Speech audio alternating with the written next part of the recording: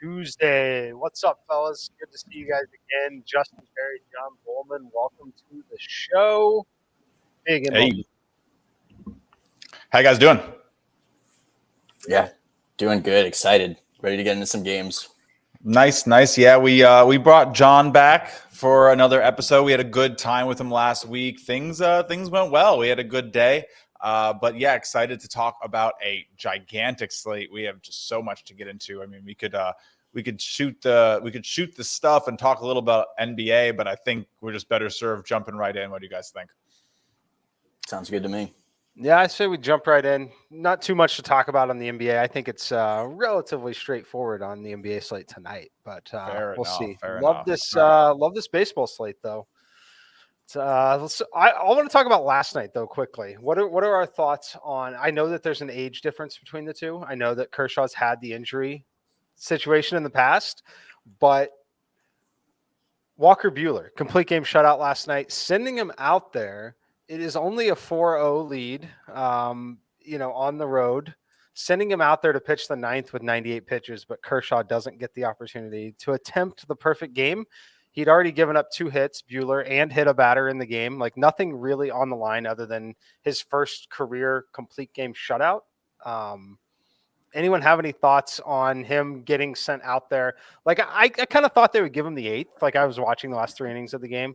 I thought, okay, he's definitely going to get the 8th at this point, but I was stunned that he got the 9th. Anyone think it's a little crazy that he got all of that long of a leash and Kershaw didn't at all? Yeah, I mean, I wasn't up to watch the Dodgers game yesterday, so I can't speak on Buehler specifically, but in listening to Kershaw talk after that instance, it seemed like it was more his decision.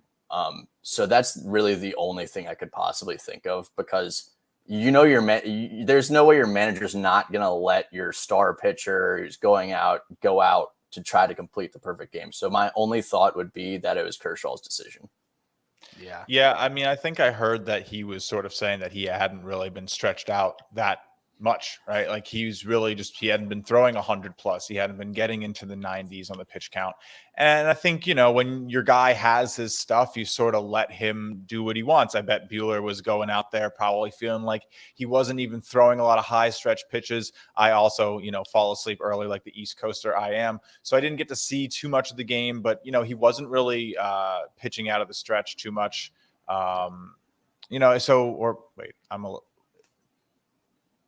wasn't pitching out of the stretch too much. I'm confusing that it's a little bit. It's Monday morning for me still mentally, always. But nonetheless, I think it was probably just not a big stressful game. While I know it was probably a little bit more for that Cooperstown curve that Kershaw has been showing off. Definitely in shape, but I don't think he's ready to go 9 innings right now. So fair. All right, we can jump into today's games. I just wanted to. It rubbed me the wrong way just a little bit. Fair enough. I understand. If Kershaw was even at 90 pitches, I would have been like, oh, yeah, totally. I get it. But, man, he had at least one more inning in him. I think, right. Yeah, no, I think that's what it came down to. I bet you he was sitting there like, look, I could probably go 1, but I'm definitely not going 2 or 3 more. I don't remember if it was the 6th or the 7th when he came out, but, he definitely wasn't getting the 9. So if he's not getting the full game, if he doesn't feel like he's getting the full game, doesn't matter if he goes 1 more, or should he just, I don't know. Very philosophical differences with coaching. Probably just want to keep the guy healthy as long as possible to help your team at his old age. So, let's jump into today, though. That is a really interesting thing we got going on with, pitcher limitations right now. It's been very interesting to open the season. I mean, guys, unders are still on a tear. Interested in your perspective on what's going on with this streak they are on in the last, 10 days. Are you guys just sort of leaning into it a little bit, staying off of overs? What are you thinking? I think the baseball's dead. Yeah, of course. Yeah, I think it's simple as that. Yeah, it's pretty clear that it's the baseball. It's not a weather thing. It's definitely the baseball.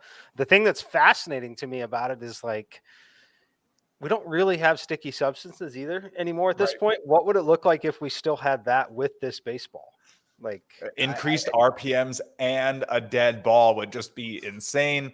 Kind of glad we don't have the sticky stuff because, it's getting really slow. Like, everybody likes to bet on overs. We've always talked about it for like as long as I can remember, that books shade to overs, book shade towards the fun to watch plays. So if you're betting those unders, you're probably cleaning up. But let's get into the first game. We got a bunch to talk about today. The Brewers are playing the Pirates. Interesting spot for the Brewers. They just had that little 1-game series coming off of Sunday Night Baseball. You guys factoring in this travel into this game at all?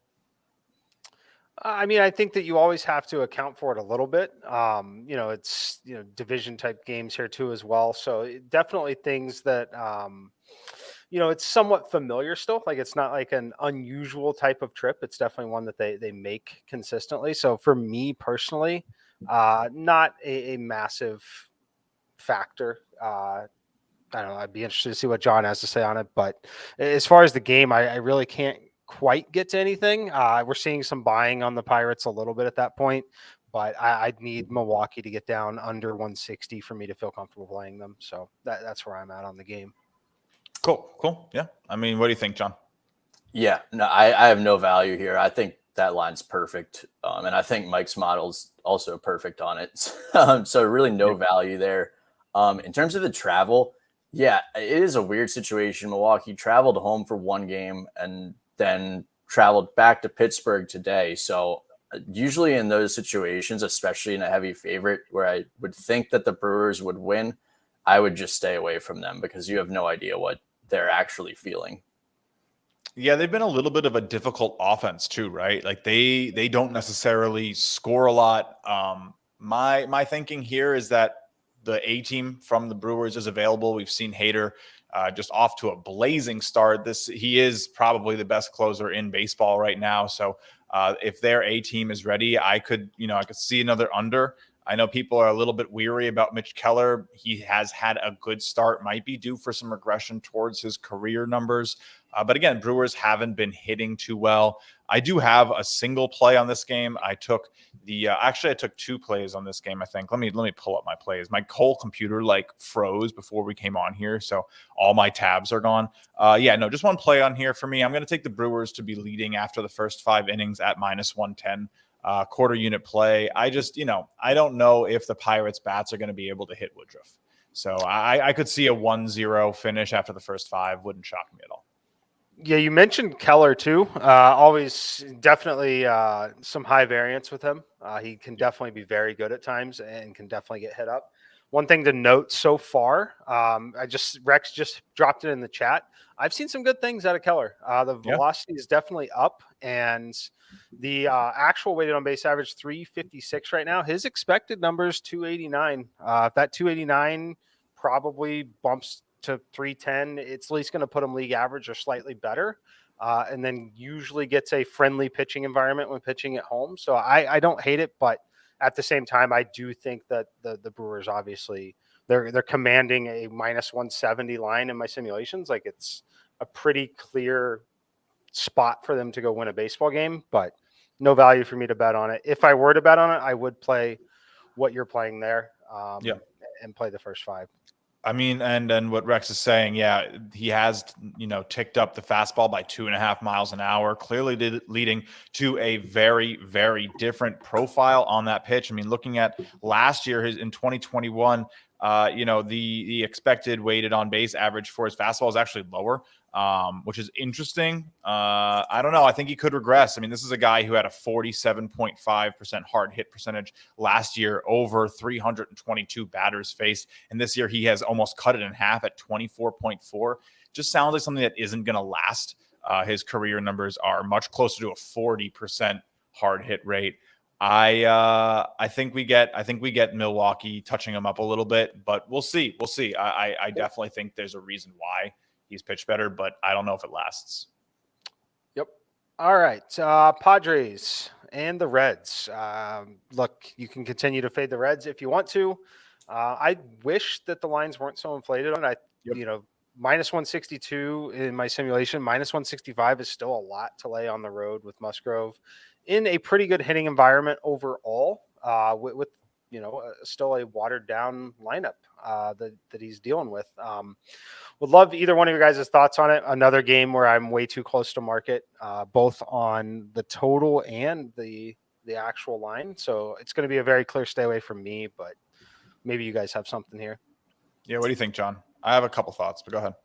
Yeah, so I don't have too much here. The Padres were very bad against lefties last season. They're bottom third in the league in weighted on base average. But to start this season, they were actually top third in the league. Before they faced, I believe it was Julio Urias, and then I think they faced another lefty that dominated them in the Dodgers series after that. So they might not be hitting lefties as well now. But I kind of like the value on the Reds here. And another thing to think about, Jonathan India, I'm not positive, but he could be coming off the IL today, so he could be back in.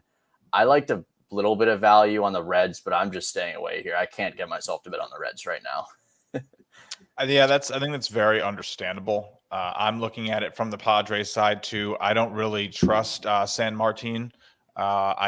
He does not throw a very fast pitch. Like I think his four seamer this year is coming in at like 89 miles an hour. Like this guy does not throw above 90 miles an hour, he's been hit up appropriately. You're not going to strike out a lot of guys. You're not going to get a lot of swings and misses at these pitches. You're going to, hope for nice launch angles and hope that people just don't like crush the pitch. I don't think that's the way you want to play against this Padres team.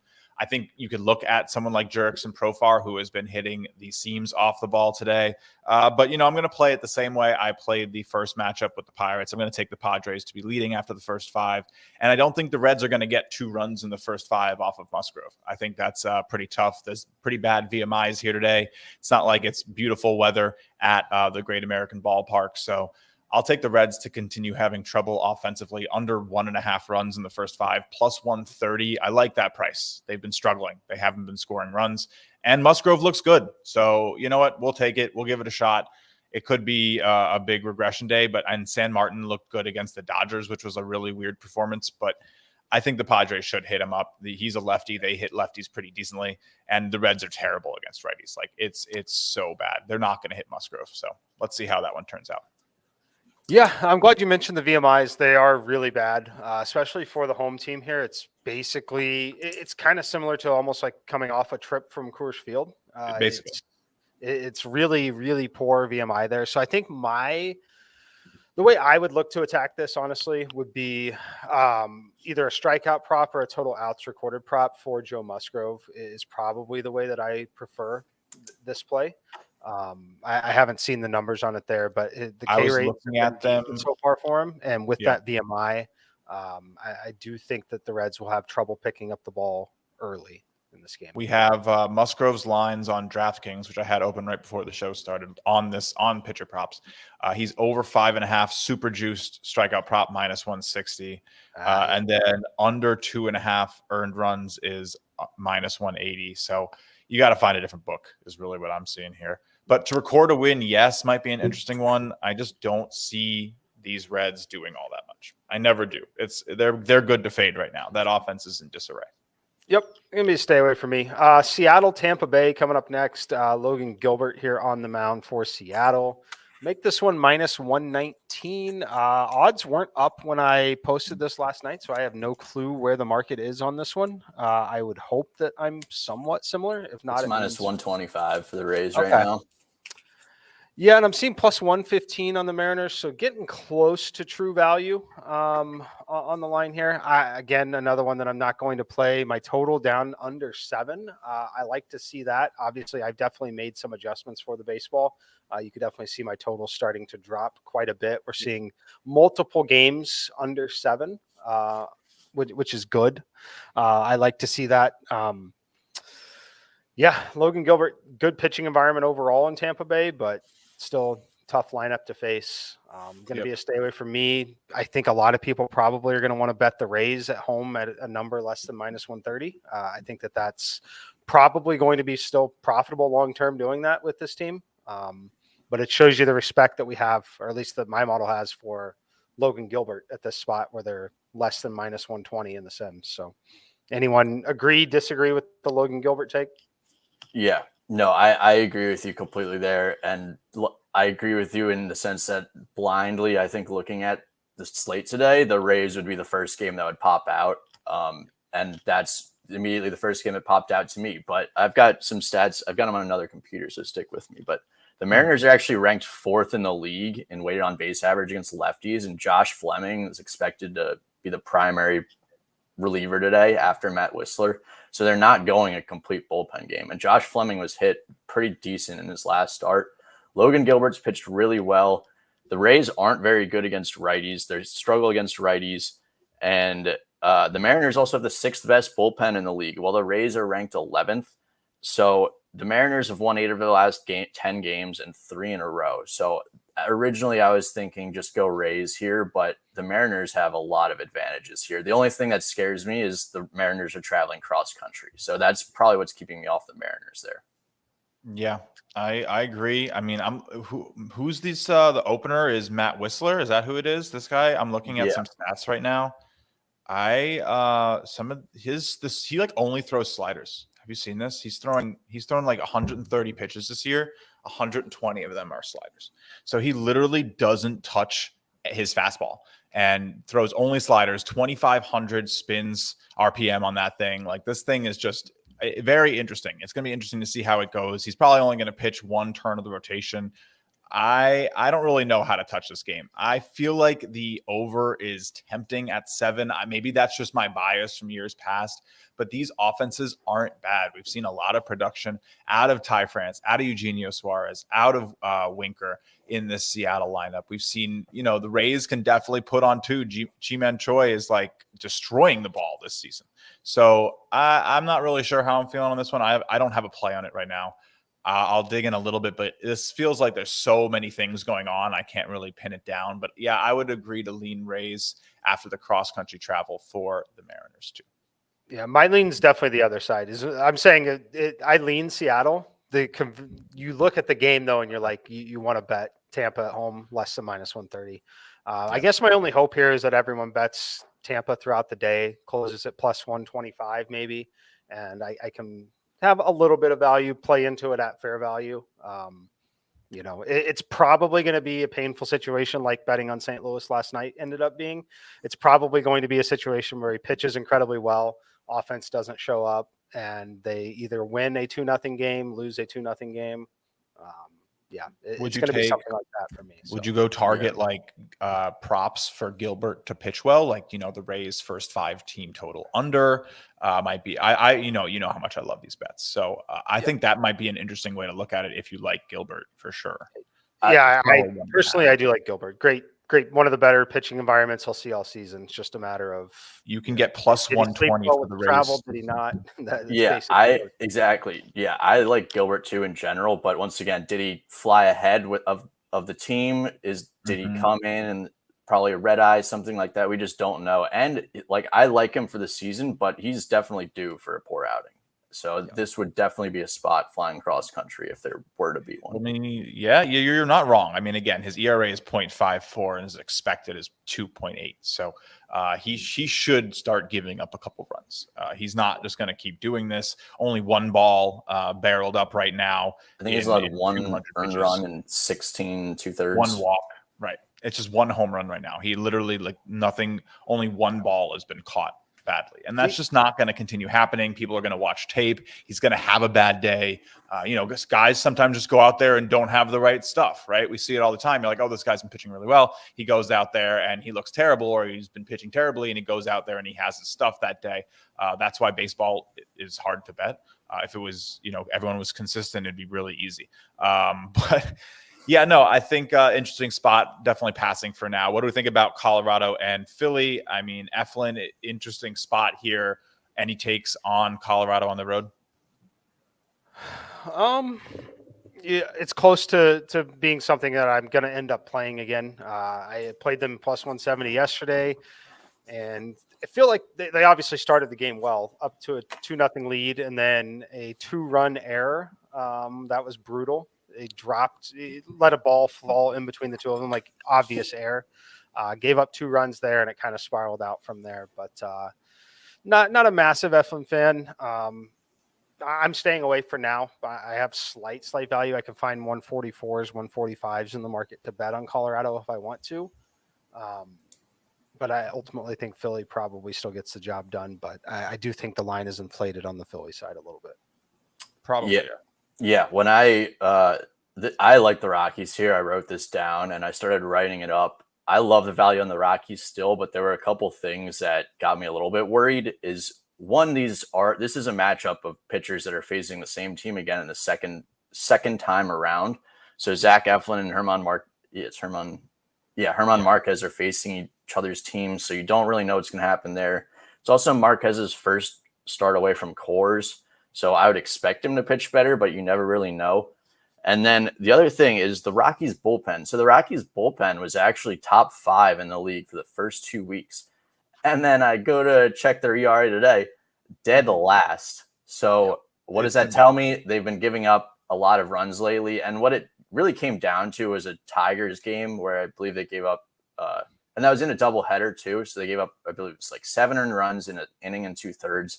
That'll absolutely kill your bullpen numbers. So their bullpen isn't that bad, but I am still a little worried about this game just because of that.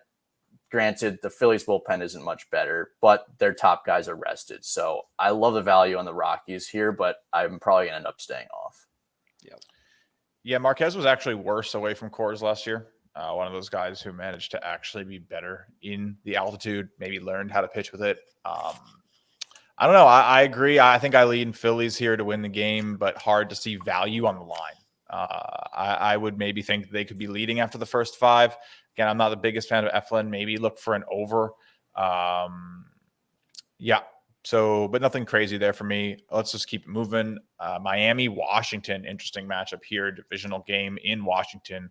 Talked about it last time, guys. Washington still can't seem to find their groove in their home stadium. What do we make of this? Yeah, I just think they're not a great team, honestly. There we go. I think that they're one team these are kind of 2 teams heading in opposite directions, to be honest with you. So I like Miami. I made them -132 here. I think that it's the right side in the game. I think that there's one clear situation that we really have to look out for. And Washington is always a team that has done very, very strange things in terms of making calls related to weather. Like they're the most frustrating team in Major League Baseball in terms of postponing, delaying, not delaying. They're just horrible with their weather. And we have a situation today. They could start this game and then have a delay second, third inning, or they could delay the start of this game by an hour and a half and play it through. Not convinced. I'm not saying or accusing them of doing things like that, but it wouldn't shock me to see them start this game knowing that they're going to have to delay it just to potentially get Alcantara out of this game with a longer delay. And that's something that I accuse them of doing that. Home grounds crews do that all the time. You can completely accuse them. Yeah, they definitely do it. And I wouldn't be shocked to see that tonight, which would definitely not make me very happy because I have some positions on Miami today. I have Miami in the first 5 and I have them for the full game. So I've got a total of those 2 plays. I think this is a great spot for Sandy, and I think they could definitely get to Gray. So I think the line's pretty fair where it's at. I haven't seen what kind of movement we're looking at this point, but a little buying the other way. Interesting. I can still get Miami -122 right where I was yesterday. So, yep. I completely agree with you. This is my favorite play of the day as well. I'm all over Miami here. I love Sandy Alcantara. The Marlins are actually pretty good against righties. They're one of the worst teams in the league against lefties, but they're very good against righties. I believe it's 8th in the league. I've got 7th in the league. And the Nats are ranked just 18th. The Marlins have a way better bullpen too. So back to the weather thing, I think whatever they do, I think if they stop the game after the second or third inning, I think that hurts the Nationals more because of the bullpen. And I think if they if they go on time, then Alcantara will just dominate. So I think this is a rare situation where it will actually help the Marlins either way. So I like the value on the Marlins here. You guys think it's a good spot to continue to bet on the Washington offense to continue to struggle? Like, would you take their team total under, or do you just think this is a game where the Marlins are outscoring them? Do you lead, like, where do you lead on the total with it? You think it's like a low scoring game again? Yeah, I do. But yeah, it wouldn't. The thing about it is, it wouldn't shock me if Miami has a 4 or 5 run inning and ends up being, with the total so low now. Like, I could definitely see a 6-1 game with them coming out there. But I do like Alcantara. You look at, for me personally, we've got enough data now that the expected data and actual data is starting to mean something. His actual and expected weighted on base average is dead in line, and it's 260. It shows you he's just an absolutely elite starting pitcher. But on the other side, 369 and the expected's over 330. Not good stuff from Josiah Gray. Definitively not a league average pitcher. Definitely worse than league average pitcher. So I would continue to bet against the Washington offense in this spot. Yeah, and he doesn't get deep into the game. Gray doesn't. So that means maximum Nationals bullpen. So that also is going in our favor. Right. He's probably not going to face, more than like 15, 18 batters max. So yeah, I like, and that could happen in 4 innings against him. Right. So, yeah, I agree.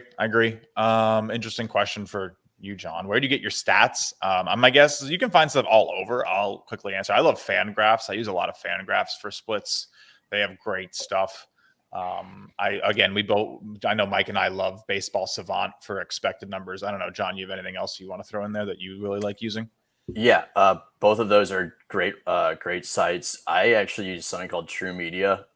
CBS contracts it, so I'm assuming it costs a ton of money, but I'm lucky enough. Yeah, so I'm lucky enough to have this like all-encompassing database there. But in the free side, I had to use free data for a long time as well. I love Baseball Reference, Baseball Savant, as you mentioned, Fangraphs, and then Baseball Prospectus too. Some good things. So those are the ones that I use. Cool. Yeah. Yep. I'll quickly comment on there. Yeah, use a lot of the StatCast data on Baseball Savant. It's definitely things that I've started to incorporate a lot more over the last 2.5 seasons. Now that data is more widely available and for every game, for everything.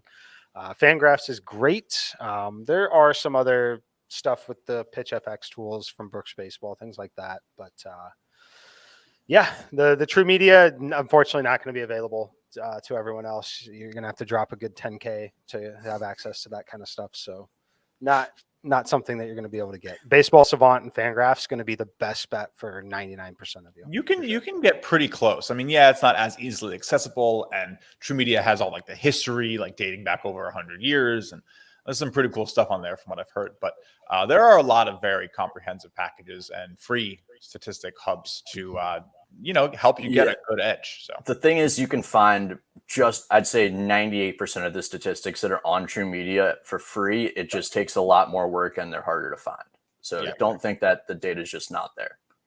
And to that point, though, on Fangraphs, again, you want to put a little bit of manual work in. You can still set up customized reports. You can still get a lot of that data. You can also, if you want to take it a step further, you can still, if you want to use Google Sheets, you can import URL and you can have all that data live. So you can still get away with not having legitimate data feeds and still have models, still do things like that. So, all right. Anyway, let's look at the next game. We got to talk about the Yankees. I was a little shocked that my number was even this high. I made them 214. I thought I was going to make them like 190, 180 range, have pretty clear value on Baltimore plus 230, plus 235 in the market. Severino's been good.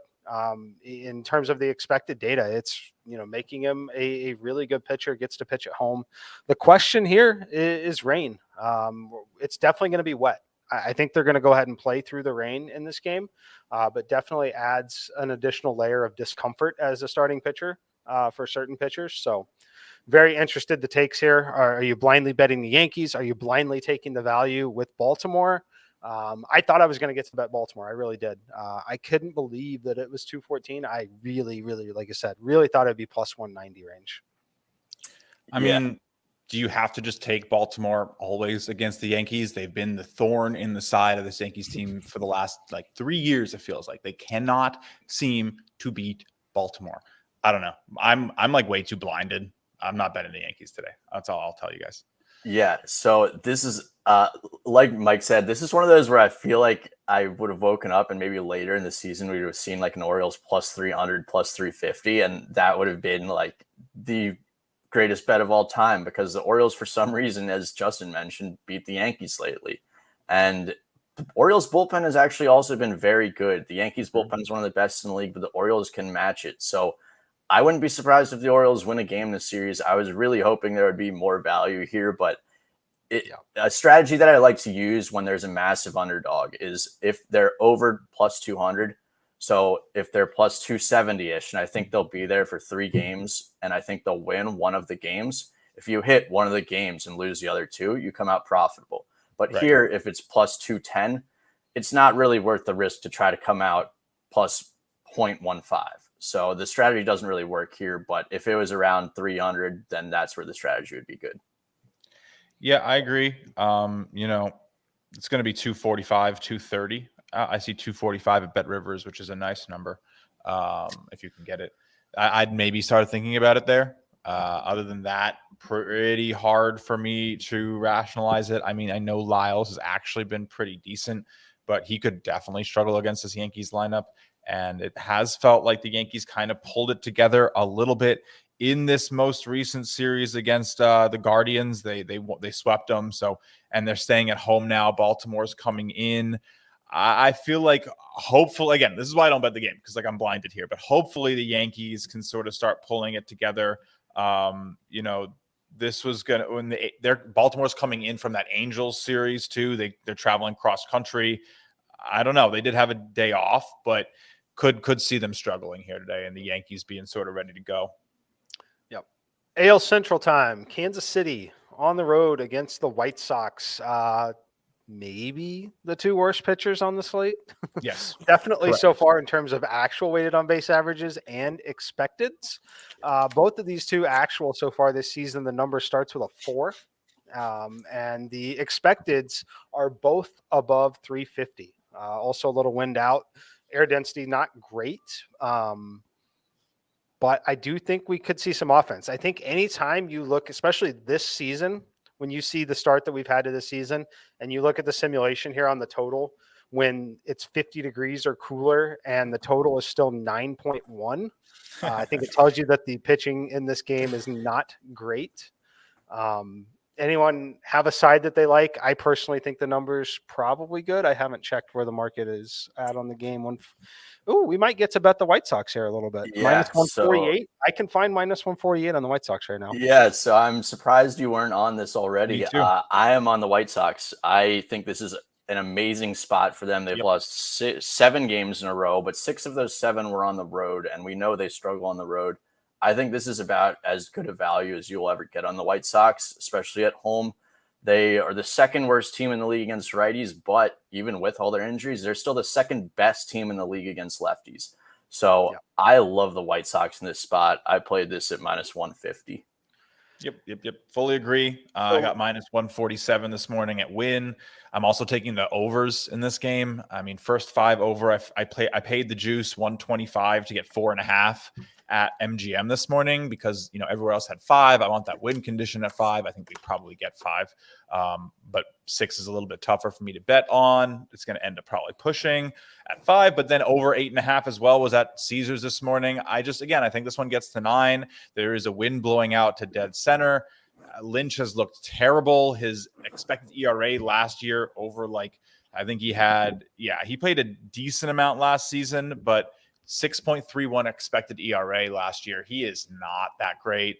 And I think the White Sox are going to get to him. And I think that Keuchel, could give up a couple runs as well. So I like the overs basically everywhere. I think both teams score, but it's still too good of a price on the White Sox to pass up.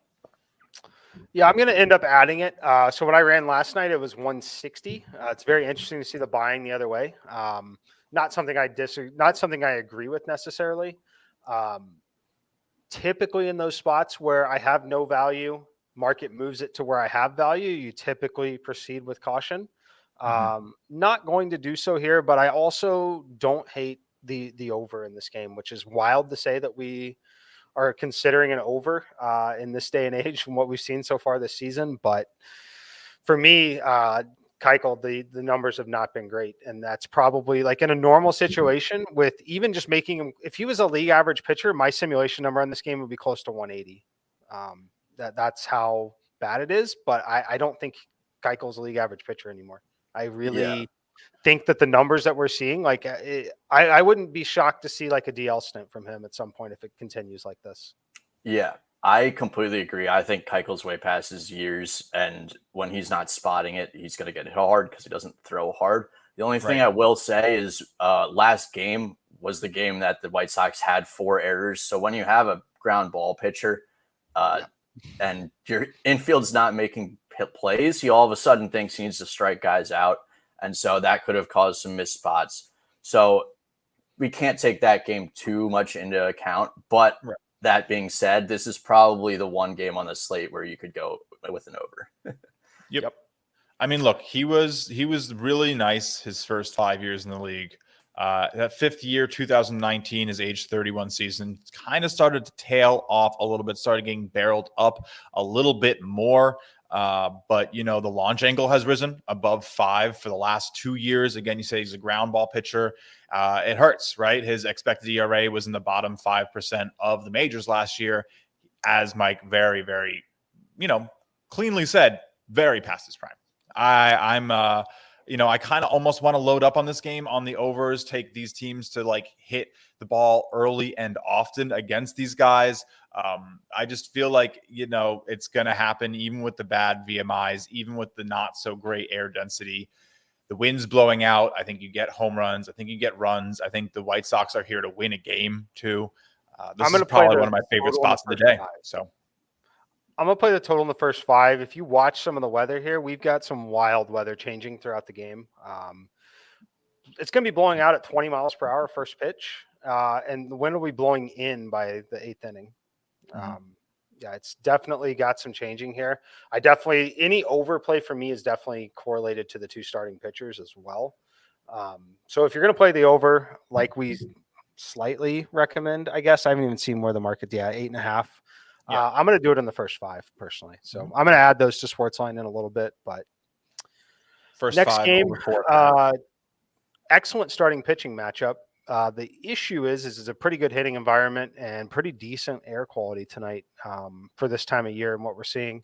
Stroman versus Max Fried, minus 154 is my number. I think that you could start to have some value on Stroman and the Cubs. Don't feel great about it. Love both of these pitchers. I think that's a very interesting spot. But I can't get to anything in the game, unfortunately, other than Stroman's been struggling. Yeah. Right? Yeah, he has. He had one of his starts in Coors Field that he struggled, but then he had another start at Wrigley, but it was also raining and it was freezing that day. But yeah, this is just a game I really don't have a feel on. So I don't have much here. I'm just staying off this game. I think for me, it's fading the the tax, if you will, on Max Fried. I think he's good, but is he going to just be all that? I mean, this Cubs team is hitting decently. I don't know. I think I have a couple plays on it. I think the over's in play on this game today. It is Atlanta. It is, the Cubs have done well in terms of being an underdog and scoring more runs than expected this season. Of course, the over is playing pretty well at Truist already this season, as it should be. It's one of the best hitting parks in baseball. And I got an over 7.5. So to get 8 runs at Truist does not feel like it's too much of an ask. I played it at minus 115 this morning. And then I took the Cubs to score over 1.5 runs in the first 5 against Fried. Again, it's a little bit against the grain, but sometimes when you're like, oh, that pick scares me, like that's exactly when you're supposed to take it. The numbers look right. 2 runs isn't crazy, right? If Fried comes out of there, 2 runs in the first 5, everyone's going to say that's a great start. The Cubs have been hitting lefties well too, so it's not that off the grain. Yep, exactly. Now I think John in the chat has a good point here. We missed Boston, Toronto, so let's hop back and talk about it's Pivetta, who's been one of the worst pitchers to open the year. What do you guys think about this Boston team? This one's tough. I'm shocked no one asked me why I haven't bet it yet. I might still. I'm just waiting, letting the number inflate a little bit more. Look, Toronto's great. I love Toronto. Pavetta is Pavetta, right? Yep. I personally, with both of these, don't think that we should be seeing a line of minus 180, minus 190 where this might close for Toronto. I think that if you're committed to doing it, the issue is we may not see it this wide of a gap in this kind of a series throughout the season. But I will say that if you find, like, I can grab Boston plus 165 at win. If you were to blindly bet these AL East teams against each other at plus 165 throughout the course of the season, you're definitely going to be profitable throughout that point. So I want to pretend like I'm always right. Obviously, I think my number of 150 in the sim is much closer to true value. But having said that, I'm still telling you that Toronto is going to win this game 60% of the time, right? So it's just a matter of, do you want to bet it into the value? I haven't done it yet because I think the line's only moving one way, and that's going to be in the favor of Toronto. But by first pitch, we might have a Red Sox play. Yeah, Toronto's on a roll right now, and that's why they're getting this extra juice. But like you said, it is still a division matchup, and the Red Sox actually have their whole bullpen rested now. Garrett Whitlock's going to be in the starting rotation, so that's a big loss. But it's not like they're incapable of winning a game in the back end of their bullpen. So, like Mike said, there's a ton of value on the Red Sox here. I wanted to play it, but this is just, I don't think I can get there. Like, I think the Red Sox will win one of these. It's a 4-game series, so keep in mind that don't think that the Red Sox will win the second game just to split it to get to a rubber game. But I do think the Blue Jays will win. I just think there's a ton of value on the Red Sox. Yeah, I mean, there's a lot of space for Pavetta to progress to his mean, right? I mean, this is the guy who has maybe the worst expected on base average, weighted on base average in the league right now, the worst expected slugging percentage in the league right now of any pitcher that's faced more than 50 batters. I mean, you're talking about like him in the company of guys like Adam Oller and Joan Adon and Urquidy, and Vince Velasquez. He's pitching worse than all these guys right now, and he is not worse than these guys. Like, his career numbers are like average, right? He's last year he pitched to a 3.75 expected ERA. I have Boston down. Mike, I was going to ask you why you don't have them. I took plus 165. It's just, again, it's too much value for teams that know each other, that are going to play each other all year, that are probably going to come pretty close to splitting the season series. If you're getting these lines, plus 160, plus 165, even plus 150 here, I think you have to start thinking about just taking it blindly. So I did plus 165. I like this Boston lineup to maybe get a win today. Yeah, my issue with it, the reason why I haven't also taken it is still on Pavetta. Like I mentioned it with Dallas Keuchel potentially hitting the DL. If Pavetta doesn't have a great start here, I think something's going to happen there as well. You know, you're looking at the expected numbers, right? You have to scroll all the way to the bottom. He has been the worst pitcher. The problem with it is his 458 actual weighted on base average is drastically better than his 563 expected based off of the balls in play so far. That's beyond the point of just having a bad start, in my opinion, or two. Like there's definitely something there that is off. You know, for us to want to like really bet on regression and things like that, what I'd want to see from him is like an expected or an actual of like 380 range, where it's like definitely worse than those baselines where you'd want it to regress back to the 290s, 310 kind of range. But at this point at 563, like we've got to start talking and looking about injuries. We've got to start looking at those kind of things because it's too glaring, and it's not a 20 batter sample size. It's up to 60. It's definitely something going on there. So I think that there's a chance that we see the dreaded bases loaded, no outs kind of situation in the first 2 innings of this game, and he's off the mound. Walking the bases loaded. Yeah. I could definitely see it here. So as much as I want to blindly trust the model and I want to play it, I think that there's definitely something at play, and it wouldn't shock me at all if he's out of this game before the end of the third inning. There's definitely value there, though.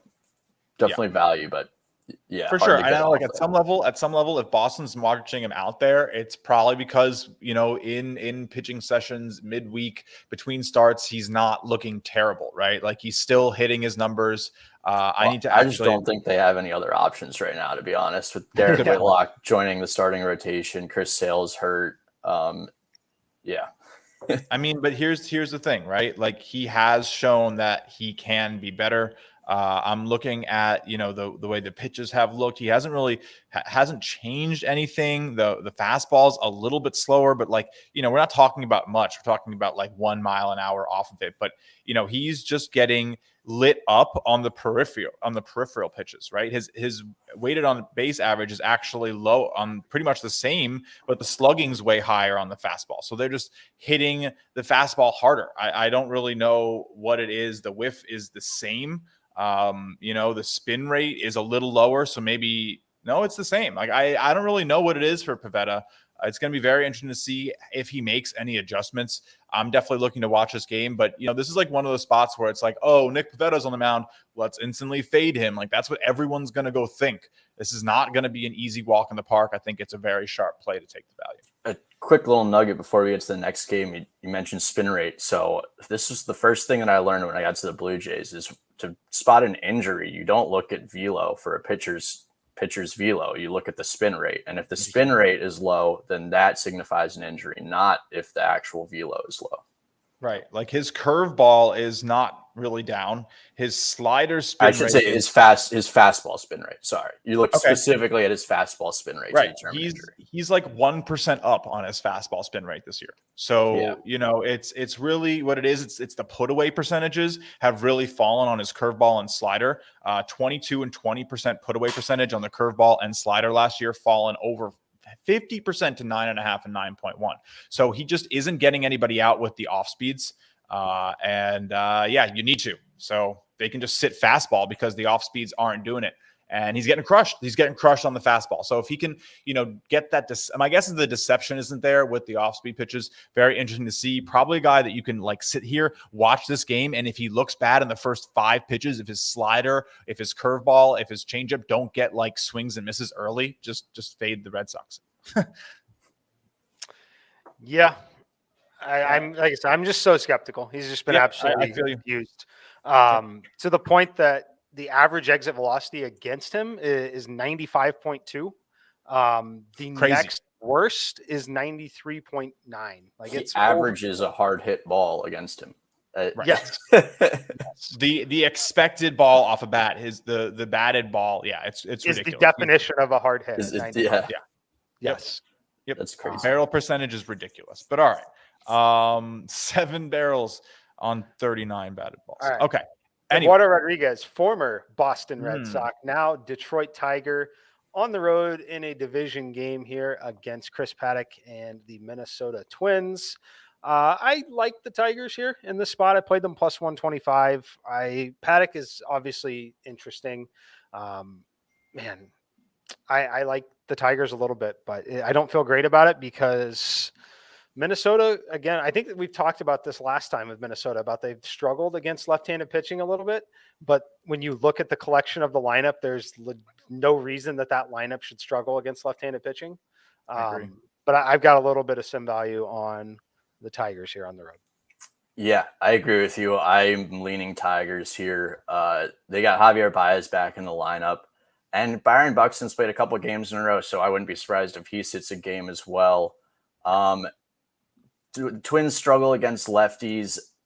There's just not much here for me. I mean, I think the Twins have been playing good baseball lately, so that scares me off a little bit. And the Tigers, actually, I believe they have the 3rd-ranked bullpen in the league.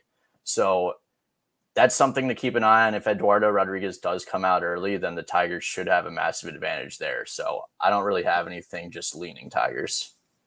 Yeah. I kind of agree. Only issue here is Rodriguez does scare me. You talk about that average exit velocity, Mike. 4th guy in that list is Rodriguez. Pivetta, Flexen, Barrios, Rodriguez. Kind of crazy. We have Pivetta, Rodriguez, Stroman, Hearn, all pitching today, all in some of the hardest hit pitchers in the league to start the season. But yeah, I'm a little worried. I don't have a play here. I think the plus money is probably the right way to play it, but pass for me for now. What do we think about Mets Cards? Mike, I know your model loves the Cardinals, kind of the darling out here again. What are you thinking? Yeah, I was a little shocked that I didn't get to bet on them. Hicks is getting a lot of respect. Throws ridiculously hard. Nothing for me. I still lean towards St. Louis in this game. That was probably the most painful loss I will suffer all season. If you followed that one last night, I was on that one as well. In the bottom of the ninth, or the top of the ninth, at home, 2 outs. Much like the White Sox game that I lost last week on an error like that. Call it an infield hit, call it an error. Nolan Arenado does it. Yeah, this is Nolan Arenado, the best defensive player in the league. Airmail. 2 runs. Then bring in a new pitcher. Hangs one on the very first pitch for another 2-run home run. Lefty gives up a bomb to Nimmo. Like, what's crazy? Yeah, it just shows how difficult it is to bet this sport. I mean, I'm on this one in an interesting way. I think 7 is too low for these offenses, just period. I know Hicks has been pitching well, but this is one of the best teams against righties in baseball in the Mets. I think they can get some runs. I think, the Cardinals a little starved for runs last night, can put some on the board. I would love nothing more than a beautiful 3-3 game so I can just go watch the other games and know I have a push at worst. So yeah, I like the over 7. Interesting one there. But yeah, we should be able to get some good value there. Yeah, so I actually kind of like the Cardinals here. This is another lean. I'm probably going to play it, but I'm not completely sure. I really like the Cardinals bullpen. They were ranked 2nd in the league before last night. Now they're ranked 8th in the league. So it's kind of crazy how big of a difference can make just one inning this early in the season. But at the same time, the Cardinals even money at home. Chris Bassett's been solid, but he's not a Max Scherzer. He's not a Jacob deGrom. So I think the Cardinals will win at least one game of this series, and they could win 2. So I don't mind the value here. Hopefully, the public bets on the Mets, and we can get the Cardinals at about even money. Yeah, that is my hope, and we can get Cardinals even money right now on WinBet anyway. Plus 108. Yeah, it's getting very close to a play for me. But I'm expecting value on the Mets. My only concern is Bassett's been great in terms of giving up contact. Average exit velocity there, only 85 miles per hour. Been good there. Overall, decent environment to pitch in tonight. But I do lean with the Cardinals, and I would be lying if I said I didn't have a bad taste in my mouth after that bad beat last night. That was absolutely brutal. Crazy. All right. Jake Odorizzi, Taylor Hearn, another division matchup here. Houston on the road at Texas. Another one of these games where it's like 2 of the bottom 10 pitchers in the league to open the year. Hearn just is getting – his whip is just terrible. He just puts guys on base. He gave up like five runs before getting an out last game. Right. So yeah. It will not help. Yep. It's an interesting spot. Are you guys playing anything? You know where I'm going with it. Model definitely looks one of these 2 teams, and it's definitely Houston. Very friendly price, minus 110. I like this spot for them. Very similar, though, somewhat similar to if you watch at the top of the show, I mentioned like you see Tampa Bay minus 130 at home or less, and you're like, okay, yeah, I'm very interested. You're definitely going to say the same thing when you see, even though this is a road game, when you see Houston minus 110 against one of the worst pitchers in baseball right now. Yeah. But my model's on the other side of that Tampa situation, leans Seattle, but very clear play on Houston here for me. Yeah. In seasons past, this would be an immediate play for me, even if they were playing as poorly as they are right now, because they're facing a lefty, but they just have not been hitting lefties this year. And a lot of that is Jordan Alvarez. He is a lefty, but usually when a team hits lefties well, it's when your lefties are also hitting the lefty pitcher well. So Jordan Alvarez isn't going well right now. That is kind of a hole in the middle of the lineup if he's not hitting. So there's definitely value on the Astros here. I just don't think I could get up myself to bet on them. For me, it's the under. I got 9.5 today. I'm going with an under. And I'll tell you why. The Rangers can't hit righties, and the Astros can't hit lefties. It's been bad for both these teams, for these types of pitchers. I think both these guys are in like decent get right spots. This would be like the weirdest and most surprising pitchers duel ever. But the odds on it aren't that bad. We've talked about how, they sucked all the juice out of the ball. Under 9.5. I think you could see an 9-run game here without that much hassle. I think it has fallen to 9 at a lot of spots, but I still don't hate that. I could see one of these teams struggling to put some runs together. Like John said, there is some issues with Houston. They are not like just mashing it every time they get out there. I like the under. It's the only play I have on this game. And I'll put up all my plays before we head out. Probably only a couple more games to go. Let's finish up strong, guys. It's been fun as always. Tristan McKenzie, Patrick Sandoval. I didn't even want to talk about this game. I don't know. Do you guys have any takes on this one? I do. I have a take on it. I like Cleveland to bounce back just a little bit in this game, but you see these names and we think not great starting pitching. They actually have not been bad at all so far this season in terms of their expected numbers. We're talking guys that definitely project to be above average so far. We'll see if those numbers are sustainable throughout the rest of the season. McKenzie is definitely someone that in years past anyway, I would call him closer to a random number generator as far as what we're going to get in any given inning. I think that he's matured enough and has calmed down enough that I think there's some pretty clear value here. You can find Cleveland plus 147. Again, my number is 117 on it. I could make the argument that it should be closer to 125, but I don't agree with the argument that the Angels should be minus 160 or greater in this particular matchup. Yeah, I completely agree with you there. Cleveland, I think a lot of people were expecting them to bounce back yesterday, but that was such a tough travel spot for them cross country. I was expecting them to bounce back on Sunday against the Yankees, and they got blown out. But the Angels have Patrick Sandoval's pitched well, but he hasn't pitched more than 4 innings yet. And the Angels have one of the worst bullpens in the league. The Angels used Raisel Iglesias, Ryan Tepera, Aaron Loop, and Mike Mayers. All 4 of them, their top 4 relievers would be pitching their 3rd game in 4 nights here. And that is massive for an Angels bullpen. That is not very good at all. So I love the value on the Guardians here, plus 140. I played it. I think there's tons of value. And I don't recommend this a ton in baseball like we do in some of the other sports, but I do think this is a super, super sneaky spot to play Cleveland live if they fall behind 1-0 early in this game. Get a line in the plus 200 range for sure, likely even above that. There's still an incredibly likely scenario where you always get the Ohtani or Trout solo blast. They go down 1-0.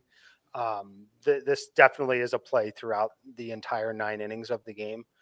So we don't typically recommend situations like that in baseball, but this one, as long as it's a solo shot only, preferably like a 2-out solo shot, it's just literally Mike Trout or Shohei Ohtani being elite.